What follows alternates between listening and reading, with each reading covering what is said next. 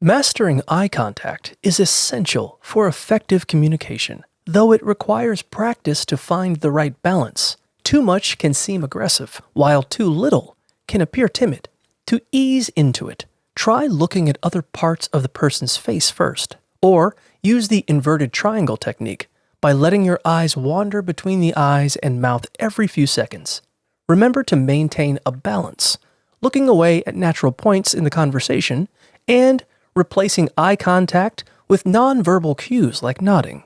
It's important to make an effort, even if uncomfortable, as practice improves confidence, and to be mindful of cultural and disability-related differences, as what is considered appropriate varies widely.